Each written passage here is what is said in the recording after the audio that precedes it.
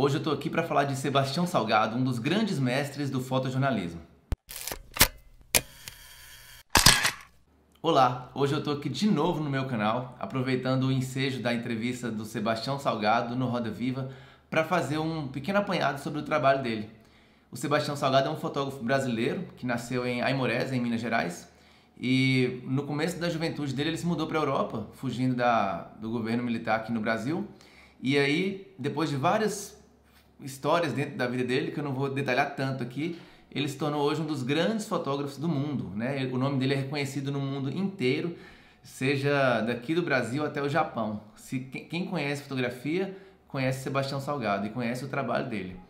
E eu estou aqui para fazer uma análise mais técnica do trabalho dele. Eu não estou aqui para falar sobre as mensagens que ele passa, o que ele acredita, as histórias das matérias. Eu estou aqui para falar um pouquinho sobre técnica, né? Já que eu falo sobre fotografia e esse canal aqui é sobre isso. Eu vou analisar as fotos dele e mostrar para você todos os itens e todas as escolhas que ele faz que transformam o trabalho dele no trabalho de Sebastião Salgado, né? Que cria a identidade dele. Como você já deve saber, o Sebastião Salgado é um fotógrafo que faz só imagens preto e branco.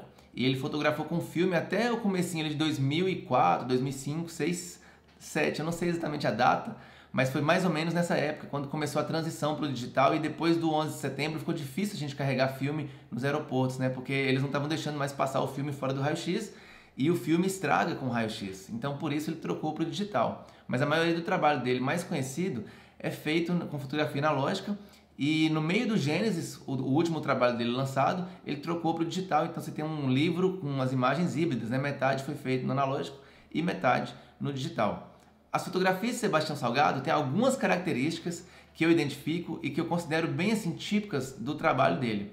A primeira delas é a hiperprofundidade de campo. O que isso quer dizer? Quer dizer que em todas as cenas do Sebastião Salgado, ele dá uma importância muito grande em mostrar tudo o que acontece numa cena. Ele nunca posiciona um elemento sozinho com o fundo desfocado, por exemplo, né? Tá tudo sempre em foco. Então, nesse exemplo aí dessa fotografia feita em Serra Pelada, a gente tem esse exemplo dessa pessoa subindo a escada com essa pele suja de lama e tal. Você vê que essa pessoa está fazendo um esforço, que ela está passando por um sofrimento. E atrás você vê lá todo o cenário, né, com outras pessoas passando a mesma coisa que ele. Mas ao mesmo tempo, a gente não perde o destaque nessa pessoa que está na frente. Então ele é muito bom em usar essa profundidade de campo e colocar muitos elementos juntos numa imagem sem perder o destaque do assunto principal. Esse exemplo de Serra Pelada para mim é o melhor, mas isso aí a gente pode ver em várias outras fotografias dele, né? A gente tem um objeto em primeiro plano e um grande contexto atrás, participando da imagem, mas sem necessariamente roubar a atenção. Ele faz isso para poder situar o assunto que ele está fotografando, a pessoa, ou o animal, ou o objeto. Ele faz isso para situar esse assunto num contexto e você entender em qual contexto aquele objeto está atuando, aquela pessoa está fazendo as coisas que ela está fazendo, que ela está vivendo. A segunda característica que eu identifico muito na identidade do Sebastião Salgado é o uso de grande alcance dinâmico, grande latitude nas imagens. Ele gosta muito de fotografar cenas que tem muito contraste, né? Cenas de contraluz, como ele mesmo gosta de dizer nas entrevistas, que é o tipo de luz que ele viu na infância, né, em Minas Gerais. E ele fotografa muito esse tipo de cena com contraste, mas o resultado final das fotos são sem contraste.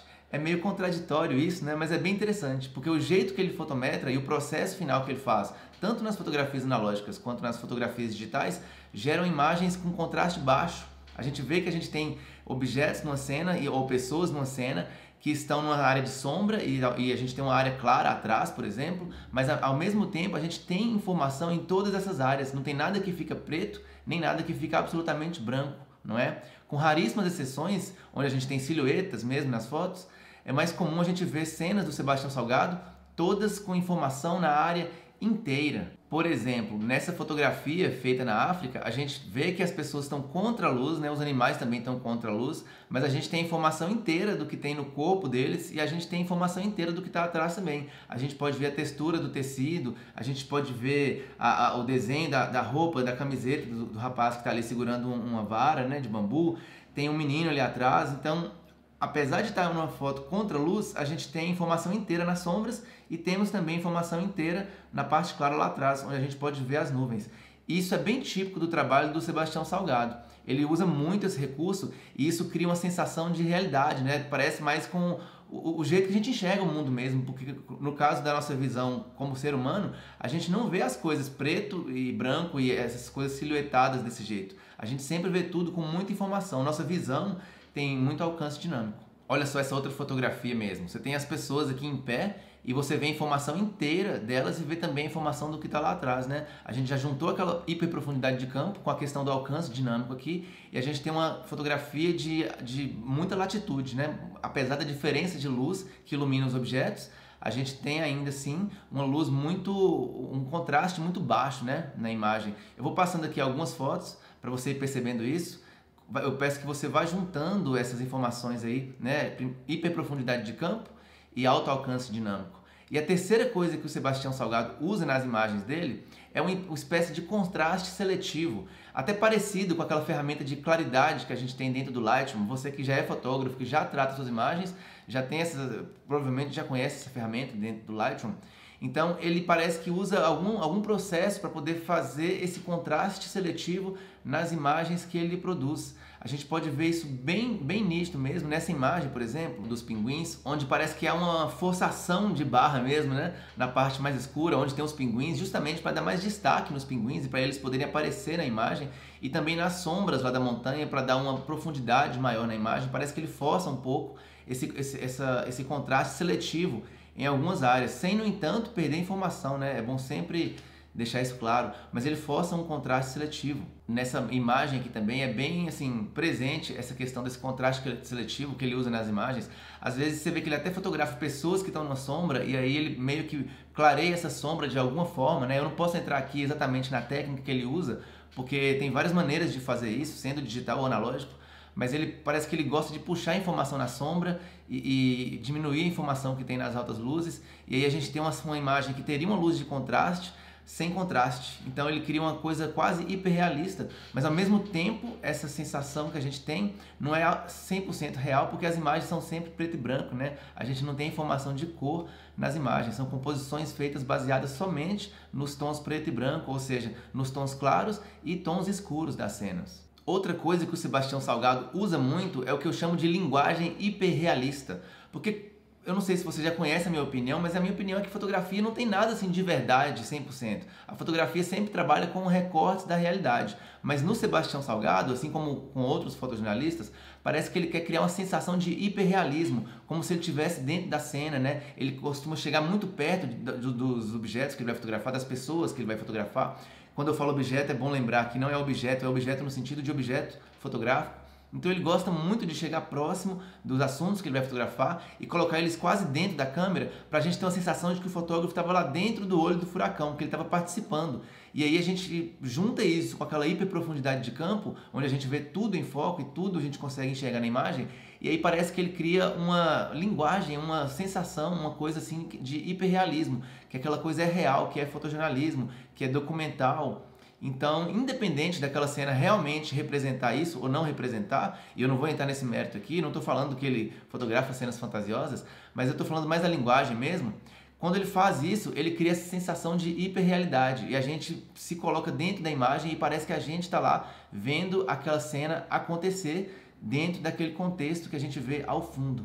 Por fim, a última característica do trabalho do Sebastião Salgado, que eu acho bem legal de falar aqui, é que ele tenta fotografar os movimentos das coisas, as ações das pessoas ou dos animais ou do que esteja acontecendo na cena, no meio do caminho. Ele nunca faz a foto no começo da ação ou no fim da ação.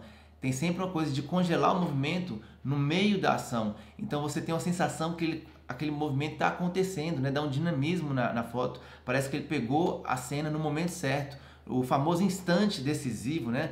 Que foi esse termo cunhado pelo Cartier-Bresson.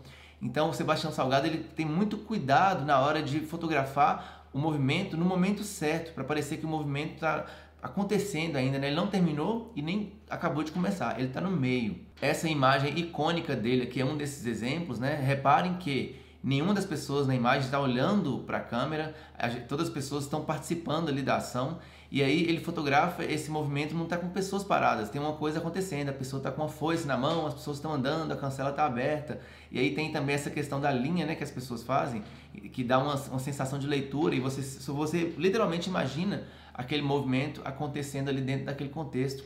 Então esse é um exemplo bom do Sebastião Salgado fotografando o movimento no meio da coisa, né? E até um aprendizado pra gente, quem faz fotojornalismo aí ou quem fotografa eventos, a diferença que a gente tem quando a gente fotografa uma cena com um movimento, alguma coisa acontecendo, ou quando a gente coloca pessoas pousadas, paradas pra gente fotografar.